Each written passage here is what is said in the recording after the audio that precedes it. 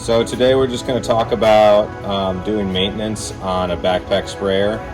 So if you have a motorized backpack sprayer with one of these small pumps, this is kind of the basic maintenance you're going to need to do. So one of the first things that you're going to need to check for after you spray chemical, especially if you're dissolving chemical, when you dissolve it, it's going to go back to that crystallized form most likely, and that can get lodged in the pump. So anytime you spray, it's really important that you flush it out with water or cleaner in order to get that product out of the pump and not solidifying, especially for long periods of storage.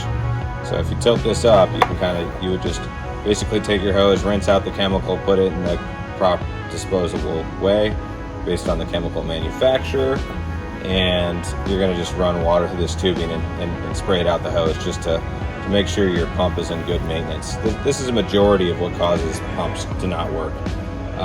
The second most common is debris in the pump. So we have another pump here on the side, as you can see, and say you get some dirt or something clogged in the pump, you can loosen up. Sometimes it'll be bolts, other times it'll be Allen wrench. You can loosen up the sides of the pump, the intake and the discharge are parts of the pump. You can loosen those bolts up,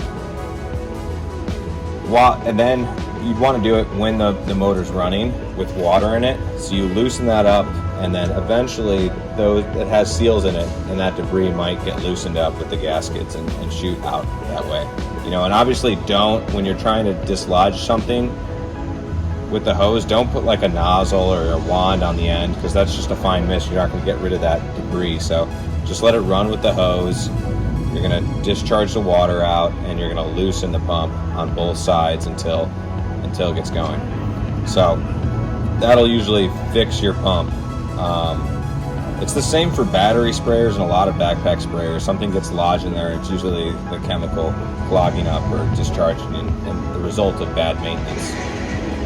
Another thing that you might want to do just to be preventative is make sure you always have a strainer in the pump. So this one comes with the strainer, a lot of them do, but you definitely have to make sure that chemical is being strained out if there's any debris in there. And then as long as it's running and your pump is agitating, it shouldn't clog up too bad.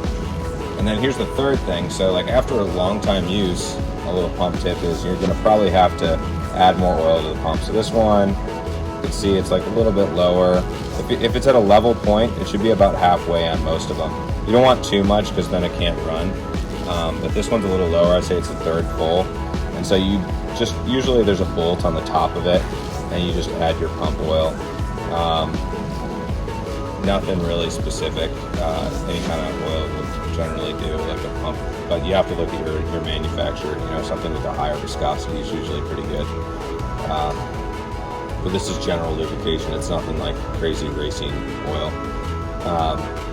And that's kind of it. So just to go over them. Good pump maintenance on a backpack sprayer is always rinsing it out after every use with preferably water and getting it clean so that pump is not solidifying with chemicals in it and breaking the seals.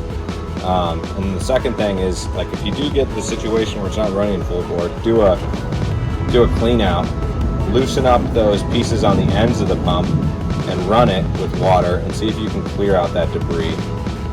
And then the third thing is making sure you have the proper lubrication. I think if you do all these things, you generally shouldn't have too many issues with your pump. Thanks for watching.